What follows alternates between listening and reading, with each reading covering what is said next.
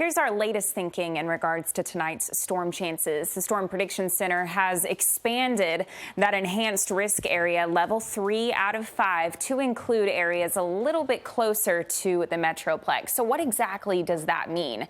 Well, I've broken down our severe weather risk into 3 different categories. The first is the risk for an isolated tornado. That risk is very low, and if we do see a couple of tornado warnings, it'll mainly be for areas well to the north and west.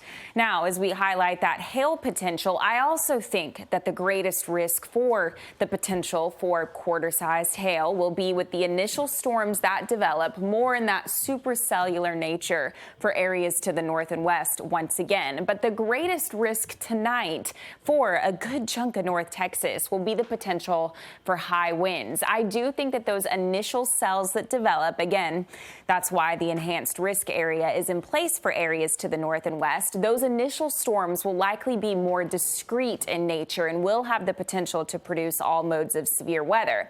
As those storms congeal and form a complex overnight, moving to the south and southeast, they will have the potential to produce high winds between about 60 and 70 miles per hour, and there will also be the threat for a flood risk. I do think that the potential for very high rainfall rates will be in place as storms move through overnight. We're really going to be focused on after about sunset through about 3-4 o'clock tomorrow morning for areas well to the south and east. Timing for the Metroplex remains unchanged between about 10 o'clock tonight and 2 o'clock tomorrow morning.